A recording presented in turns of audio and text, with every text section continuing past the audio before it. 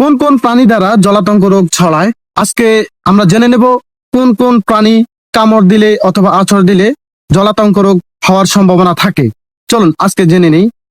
প্রথমেই আমরা জেনে নেই জলাতঙ্ক রোগ কি। জলাতঙ্ক রোগ হচ্ছে র্যাবডো ভাইরাস দ্বারা আক্রান্ত।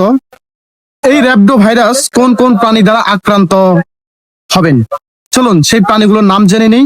প্রথমেই কুকুর, বিড়াল, শিয়াল, বানর, বেজি, বাদুর। এই প্রাণীগুলোর মাধ্যমে মানুষের শরীরে র্যাবডো ভাইরাস প্রবেশ করে। এই প্রাণীগুলো যদি কখনো কাউকে কামড় দেয় অথবা আঁচড় দেয়, তাহলে সম্ভাবনা থাকে র্যাবডো ভাইরাস দ্বারা আক্রান্ত হওয়ার। এই র্যাবডো ভাইরাস দ্বারা আক্রান্ত হয়ে গেলে মৃত্যু নিশ্চিত। এই রোগের কোনো চিকিৎসা বর্তমানে নেই।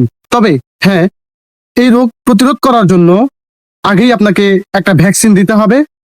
ভ্যাকসিন দিলে অবশ্যই আপনি এই রোগ থেকে মুক্ত পাবেন। চলুন জেনে নেই এই র্যাবডো ভাইরাস দ্বারা আক্রান্ত কুকুর বিড়াল কামড় দিলে কি করণীয়।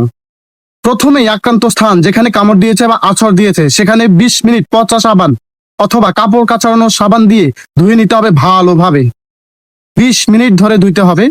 এরপরে নিকটবর্তী সদর হসপিটালে আপনার রোগীকে নিয়ে যেতে হবে অথবা আপনাকে যেতে হবে।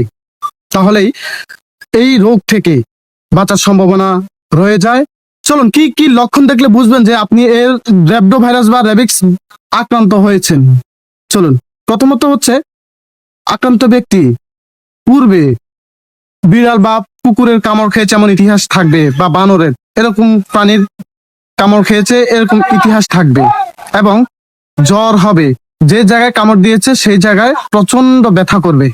পাশাপাশি জ্বর হবে 101 ডিগ্রির উপরে, এবং খুব পিপাসা পাবে এবং পানি খেতে চাইবে, কিন্তু পানি দেখলে ভয় পাবে। খিঁচুনি হওয়ার সম্ভাবনা থাকবে, গলা ব্যথা হবে, পালস রেট বেড়ে যাবে, ট্যাকিকার্ডিয়া হবে। এই লক্ষণগুলো দেখলে বুঝবেন যে আপনি বা আপনার সন্তান র্যাবডো ভাইরাস দ্বারা আক্রান্ত হয়েছে।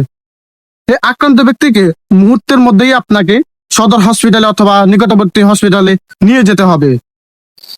যাদেরকে এই প্রাণীগুলো কামড় দিয়েছে সঙ্গে সঙ্গে নিকটবর্তী হসপিটালে নিয়ে যাবেন, এবং সেখানে একটা ভ্যাকসিন দিবে। ভ্যাকসিন 5টা দিতে হবে অবশ্যই। ভ্যাকসিন দিবে প্রথম দিন একটা, তৃতীয় দিন একটা, সপ্তম দিন একটা, 14তম দিন একটা এবং 30তম দিন একটা। এই 5টা ভ্যাকসিন তাকে দিয়ে রাখতে হবে। তাহলে সে সম্পূর্ণভাবে নিশ্চিত থাকবে যে তার র্যাবডো ভাইরাস আক্রান্ত হবে না। ধন্যবাদ। সবাই ভালো থাকবেন, সুস্থ থাকবেন। মেডিকেয়ার ফার্মার পক্ষ থেকে আন্তরিক অভিনন্দন।